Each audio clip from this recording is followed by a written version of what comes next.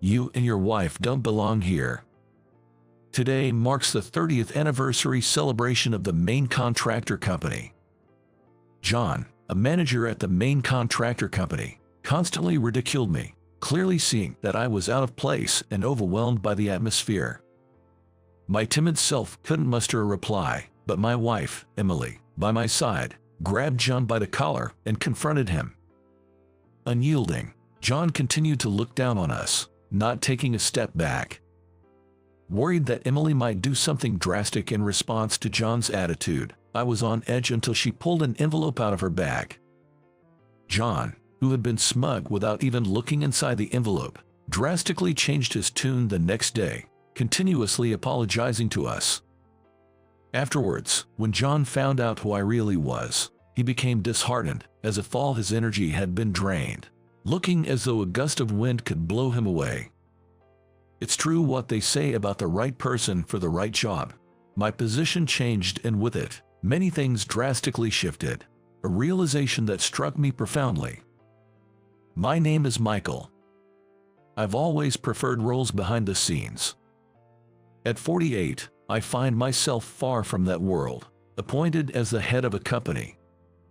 Marrying Emily, whose family ran a business, led me to join her family's company. The company I lead as president mainly undertakes subcontracting work for interior construction. Taking over as the head of this well-established company, over 50 years old, felt like a heavy burden, and I often felt it was more than I could handle, yet I stepped up to meet the expectations of my father-in-law. Since becoming president, I've successfully expanded our branches, striving for a management style that endears us to the community. Having long-standing relationships with many companies, I felt the weight of not just my family, but also the company's legacy on my shoulders.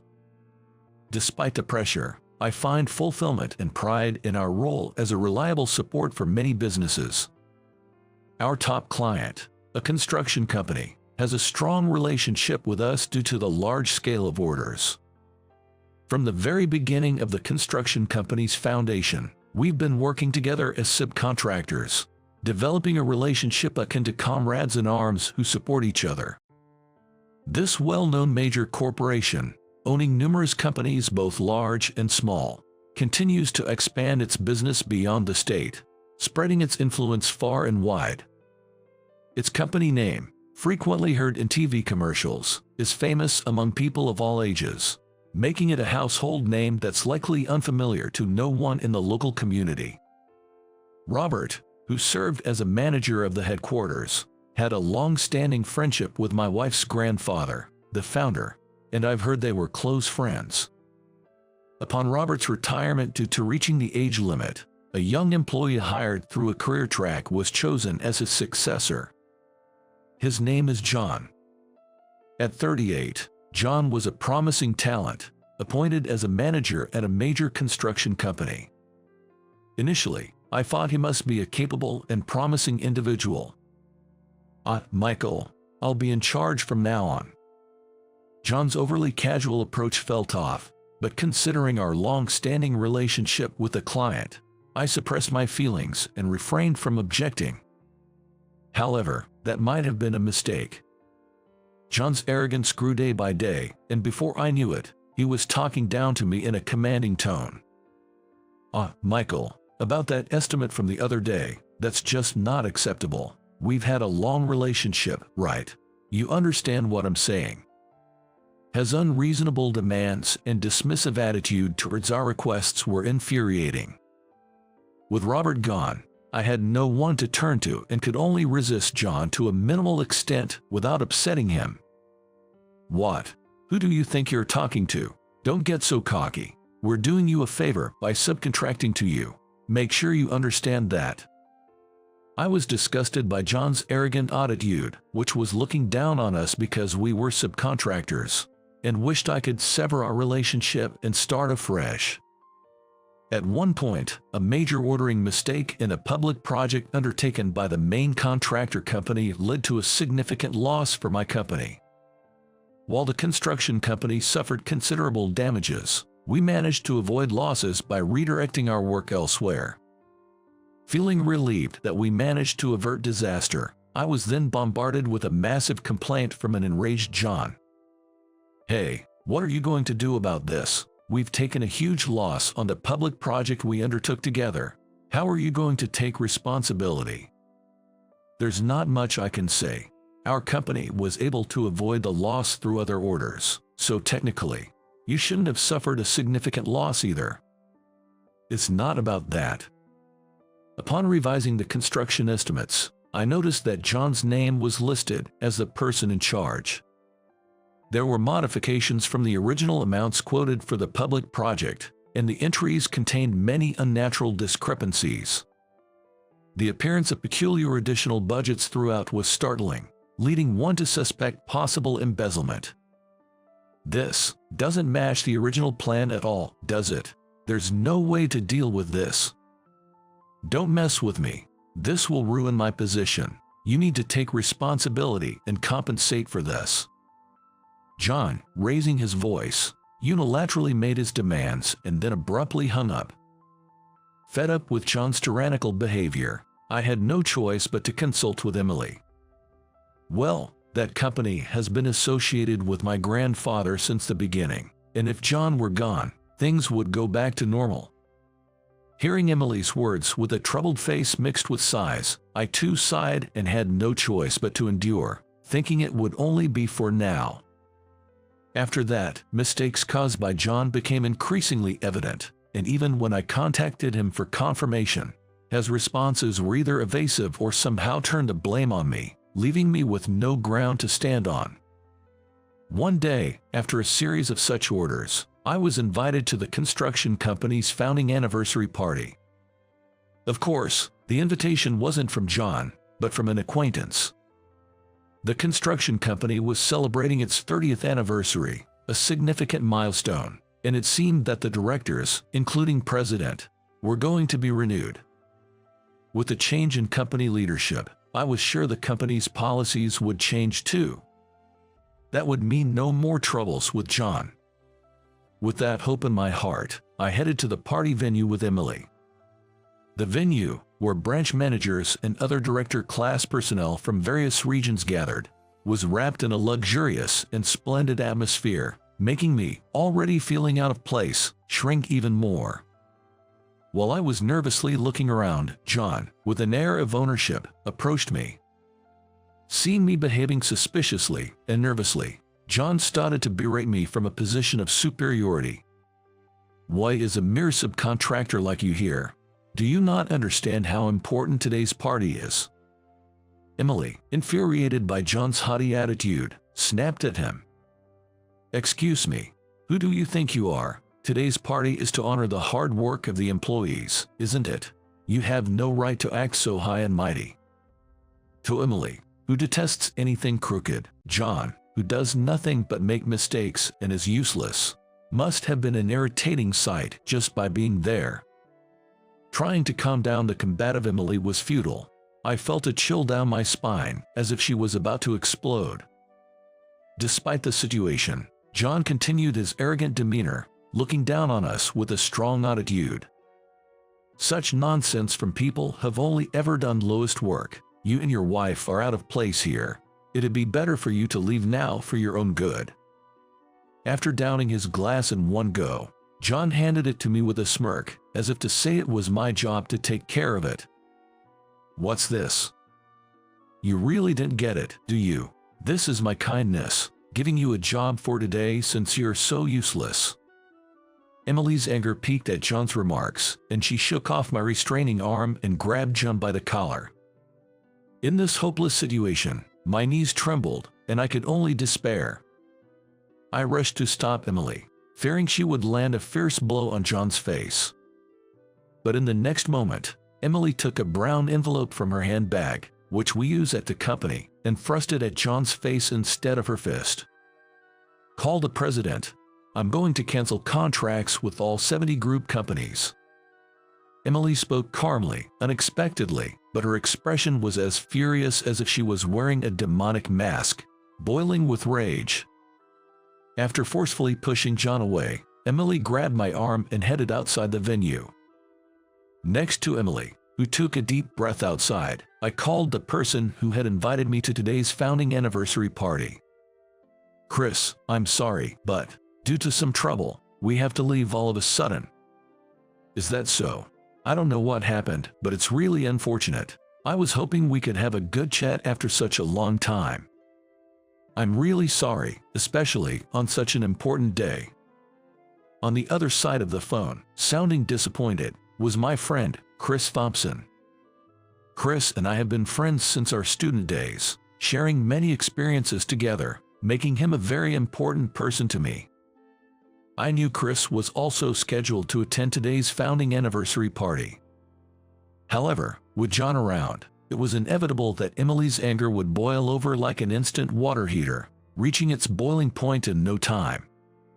The next morning, well before the employees were due to arrive at work, John rushed into my company, looking frantic. "I am terribly sorry for what happened." Seeing John's deep apology left me dumbfounded, freezing on the spot in astonishment. Emily, who was nearby, spit out her coffee in surprise and burst into laughter, holding her stomach. "What's that about? Don't make me laugh so early in the morning. Oh, my stomach hurts." Unlike Emily, who was laughing hysterically, I was bewildered by John's deep apology, taken aback and confused about what had happened. What in the world happened? "Well, that's..." John began to explain what had happened after we left the day before. It was hard to catch his words through his trembling, tearful voice, but it seemed that right after he had driven us away, John was almost fired on the spot by the furious new President Thompson. "Did you hand over yesterday's envelope to Chris?" "Yes. I didn't realize that the contents of that envelope were so crucial to the company." As John froze, Emily explained the significance of the work we were doing. Originally, the founder of the construction company where John worked was an employee of this subcontracting company started by Emily's grandfather. Because of such a long-standing relationship, my company, which takes on subcontracting work, has been handling almost all the necessary work for the construction company's project as a main contractor. When the construction company was just starting, it managed to continue its operations smoothly, thanks to Emily's grandfather, who took on the troublesome related construction work as a subcontractor for a wide range of jobs, from private requests to public project. For these 30 years, as the backbone of the construction company, we have continued to accept even the somewhat troublesome project as a subcontractor. When John first realized our true positions, he looked up with a face that turned from pale to completely white, as if he was about to vanish from this world. Emily added one more thing, as if to deliver the final blow to John, who seemed like he might disappear any moment. "By the way, the new president, Chris, who just took office, happens to be Michael's best friend." "Huh, really?" As John trembled and stammered in fear, I gave a slight nod. "Chris and I go way back, and he's what you'd call a best friend. I showed up at yesterday's party wanting to celebrate Chris's new presidency. After all, he's the one who sent me the invitation. Chris and I have been close since our college days and even joined the same company as working adults. It was Chris who allowed me to compete and grow as rivals when we were new employees. I still remember those times as very meaningful and fun memories. I never expected that Chris, who was hired through a career change, would choose this construction company. Even after I took over Emily's company, Chris accumulated many achievements, which led to his appointment as the new president. So, Mr. Thompson is..." Seemingly realizing something, John dropped his shoulders deeply, as if his soul had left his body. While Emily continued to laugh uproariously, John seemed to be on the verge of turning to ash from his depression. In this chaotic scene, with me flustered and at a loss, Chris suddenly appeared. Chris, having heard about John's rampage, came over but looked a bit surprised and troubled as he saw John cowering on the ground. He gave a slight sigh, patted my shoulder, and showed a troubled smile. "It's been a while. I never thought we'd meet again under these circumstances." "Mr. Thompson." John timidly turned his face towards Chris. At that moment, Chris's expression suddenly stiffened, and he glared at John with a sharp look, furrowing his brows deeply. Trembling with fear, John averted his gaze and became petrified, staring at the floor, lost for words. "Michael, I'm really sorry about all this. I've heard about what happened. We've caused trouble for Emily too. Really, it was such a hassle, but well, he gave us a good laugh this morning, so I guess it's all water under the bridge now." Emily, looking refreshed and playful, smiled at Chris. "By the way, I hear you admire someone." "Yes, but I've never met the person." "That person is someone you know quite well." Though I didn't understand what Chris meant, it was clear that John was confused, with a question mark practically floating above his head. A legendary figure during its college years, I can think of anyone off the top of my head. Chris sighed softly and then pointed at me. "The person you admire, well, it's this guy right here." What? John had occasionally spoken highly of someone he admired, but I, having not paid much attention, had no recollection of it.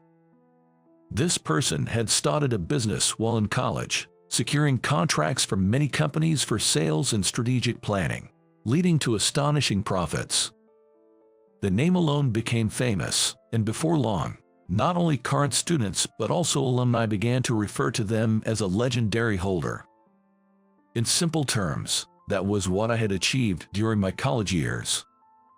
However, I believe that achievement wouldn't have been possible without the help of Robert, the former sales department manager of the main contractor, who was John's predecessor. That's why I didn't often speak openly about it. Yet, even 10 years after my graduation, John, having heard rumors from somewhere, came to admire me. However, because I had changed my last name after getting married and joining Emily's family, John didn't realize it was me. Is that really true? Well, technically, yes. Upon learning my true identity, John suddenly burst into tears and inexplicably clasped his hands together as if in prayer. Seeing John like this, Emily, for some reason, sported a wide grin and sat back smugly. John, still in a daze, stared intently at my face, as if he had forgotten how to blink. Feeling a chill down my spine from John's gaze, I found it somewhat unsettling. "What's up?" "No, it's just, you and Mr. Thompson are really close, huh?" "Well, this guy and I are pretty much like comrades in arms." Chris laughed playfully, and John nodded slightly, though he still seemed unconvinced and tilted his head slightly.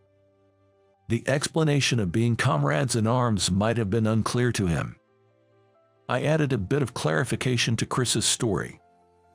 Not only have Chris and I been friends for a long time, but he also supported me in the business that led to me being called a legendary holder. My achievements cannot be spoken of without mentioning Chris's presence. It was embarrassing to say it out loud myself, but Chris is more than just a dear friend to me. Well, that's the gist of it. To put it simply, I've been the storyteller who's had a front row seat to his achievements. It's not just that, right? I don't know anyone who can do everything like Chris can. Emily boasted of me as if she was talking about herself. Even Emily, who often takes pride in my achievements, seems to hold Chris in high regard, speaking proudly of him as if she were talking about herself. Besides, that consulting job for the main contractor company was your work, wasn't it? Could it be? The mastermind behind the company turnaround I heard rumors about was. I think that was me too. After taking over Emily's company and doubling its profits, which was recognized as a significant achievement, I was also involved in managing consulting for the main contractor company, recommended by Robert. Knowing Chris's presence as a director in the main contractor company, I collaborated with him, reminiscing about our college days, and we successfully tripled the size of the main contractor company. And with Chris's appointment as president, it was decided that my company would take on all subcontracting work for the 70 group companies. While this would involve working in conjunction with subcontractors and related companies, the profits were incomparable to before. In partnership with the main contractor company, John seemed to come to terms with my story, his shoulders slumping as he stared off into the distance, seemingly lost in thought. As a result, John ended up making an enemy not only of me but also of Emily, who sat as the chairperson of the subcontracting company. In the end, John's position as a manager was untenable, leading to immediate disciplinary action and, after a waiting period, immediate dismissal. Feeling sorry for John, who was thoroughly defeated, I decided to show some mercy by introducing him to a subcontractor company that would benefit from the recent business expansion. The company, facing a shortage of manpower, was thrilled to acquire a worker like John. Managing the 70 group companies was challenging, but the business began to show results within a year. When the new business venture was smoothly underway, John unexpectedly showed up at my company. "It's been a while. Thank you for everything." Having adapted to his job at the subcontractor, where he was involved in both sales and on-site work, John's attitude had changed dramatically from his previous haughty demeanor to being surprisingly humble.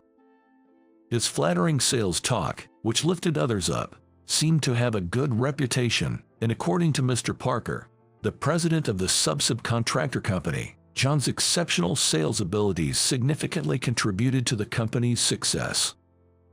When the group business venture that Chris and I had worked on together was settling down, I received a call from Robert, who invited me out for a meal. Unexpectedly, during a serious moment at the drinking session, Robert made a sudden proposal. "I'm thinking of starting something new. Would you like to join me?" Delighted by the invitation from Robert, whom I respect, I immediately joined the new venture. However, when he mentioned needing a young man with sales skills, John's face popped into my mind. After consulting with the subcontractor company on a whim, they happily agreed to let John go, as a new recruit had rapidly improved thanks to John's training. "Can I really work alongside you, despite being someone like me?" John wept with joy and shook my hand firmly. There's a saying about the right person for the right job, and it seems John shines brightest when he's near the person he admires. Thanks to John's efforts, the new venture quickly took off under Robert's guidance, and orders continued to increase smoothly. John's gaze, full of admiration, was dazzling, but I felt the need to live up to his expectations and work hard. Letting others is no easy task, but thanks to John, I've been made to reflect on how I'm perceived by others, and I feel like I've grown a bit more.